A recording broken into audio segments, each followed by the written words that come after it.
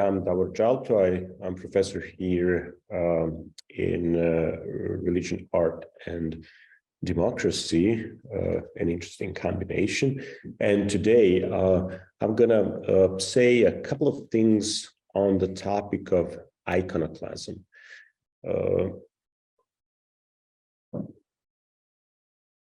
The reason why I chose this topic has to do with its importance for the whole program that we have here on icons, theology, art and theology, where we look more closely into the issue of images, their significance, their theological meaning, especially in the Orthodox tradition. So iconoclasm is normally understood as either destruction or desecration of images. It literally means breaking images. And this is what we can find in all of the major religious traditions. So the common perception that sometimes you'll find not only in popular culture or in media, but also in scholarship, is that there are certain of these religious traditions that are somehow more anti-image oriented, that affirm iconoclasm by default. And there are other religious traditions that are image affirmative. But in actual reality, the story is much more complex. So both within Judaism and Christianity and Islam and many various Judaisms, Christianities, and Islams, we actually have a variety of positions on images. And we can really talk about basically four major ways in which these different religious traditions and religious people and theologians approach images within each of these major traditions. One is, on the one end, let's say extreme end, is a position, very iconoclastic position, or a position of radical iconoclasm, which says basically no images whatsoever, so that any production of images, any use of images is considered somehow unacceptable, sinful, or whatever else, any other word we might want to use to describe that position. One must say that this position is very rare. So this is a rare position to find in any of these major religious traditions. What is more common on this, let's say, iconoclastic end of the spectrum between radical iconoclasm and radical affirmation of images is a position which says no religious images, please. So in other words, other types of images, representations can be allowed, but not religious images, or, which is a variation of that, no religious use of images. So that images are allowed, but not religious images, let's say the portrayal of certain religious figures or religious events, or the use of images, whatever they may be, within the religious context or a liturgical context or prayer context, and so on and so forth. It is interesting to point here that one of the reasons why radical iconoclasm, which completely rejects images, is so rare, is that it is really difficult to avoid images in any of their manifestations, because it is really difficult to think of expelling the entire field of visuality from our ordinary experiences, what we do, and also from a religious context. So even those that sometimes affirm this radical iconoclasm still use certain visual representations that are, let's say, of symbolic kind, or more abstract representations where certain visual elements are there to give you an indication of certain abstract concepts, but to completely erase the images or any kind of representation is really difficult to even conceive. Then we have also something that you may call iconoclasm from one perspective, or you can also see it as an image affirmation, and that is the prohibition of the worship of images.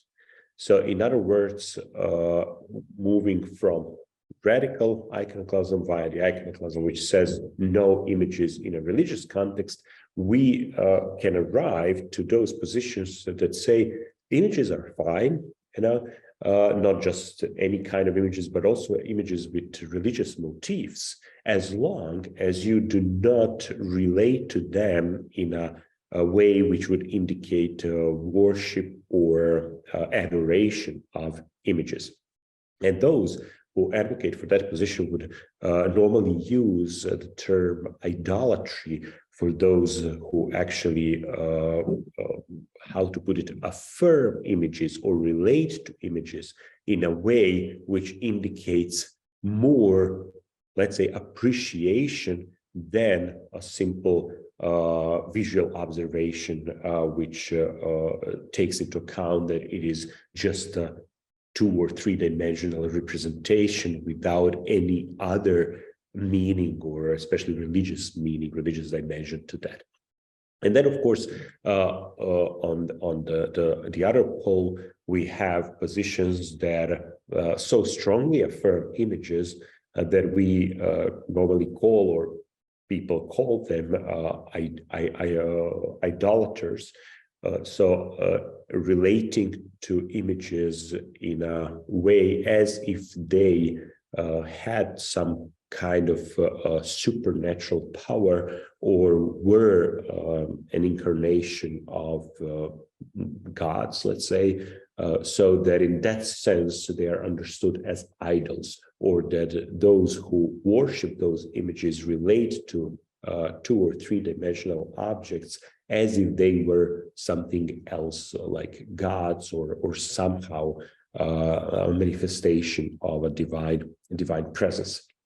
Now, it is important here to note that the accusation for idolatry usually comes from those who are from these other camps. In other words, people rarely describe themselves as idol worshippers. Idol is a word that in the meantime, it was of course not in its etymology from the beginning, but in the meantime started to signify those false gods, or false images of false gods. So that is especially in the Christian traditions how Christians started to differentiate their own images that they consider legitimate and pious vis-a-vis polytheistic images that are labeled as idols, either, as I said, because they're images of false gods, or because they are also false images or idols in some way. For the Western tradition, European tradition, let's say, there are two major cases of iconoclasm, and that is the iconoclasm in the Eastern Roman Empire in the 8th and the 9th centuries. This one was a very important event for the whole empire, and it wasn't just about abstract concepts of images and how we use them.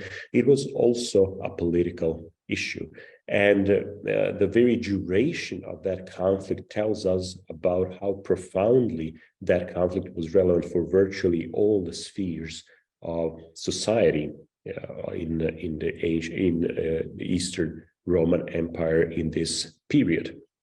Of course, the point of this presentation is now not to go into any details of this very complicated affair.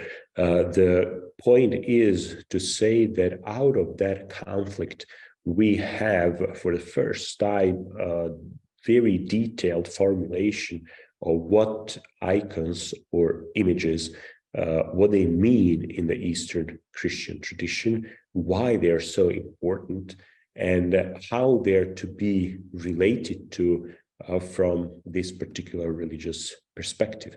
And this is what we ordinarily call theology of icons. Of course, that theology of icons has been upgraded, interpreted, expanded, reflected upon over the past more than a millennium. But in many ways, this theology that came out of this iconoclasm remained somehow formative or canonical for this Eastern Christian tradition.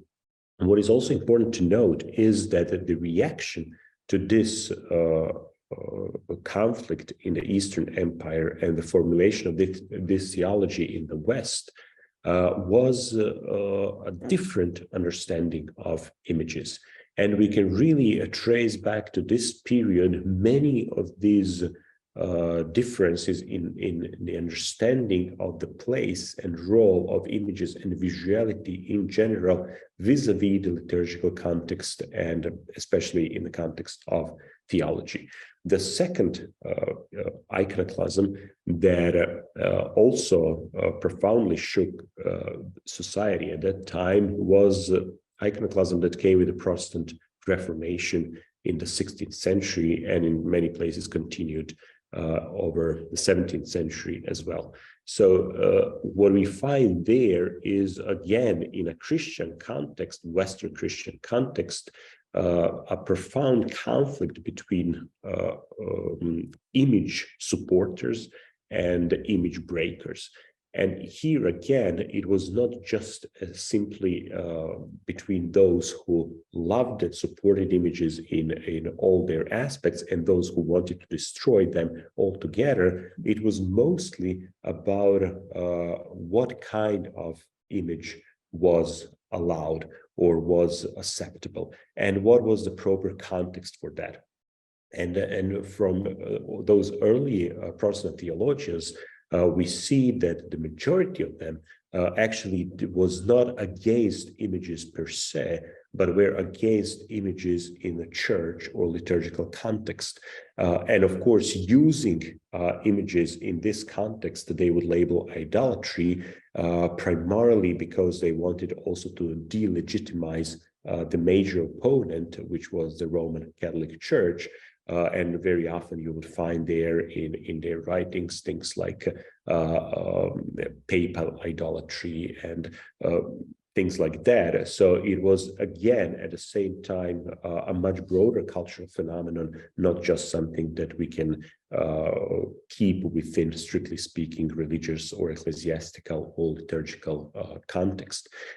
These two cases actually show that there is something profoundly important about images, and that it is not only important from a theological perspective, there are cultural implications and there are also political implications to images.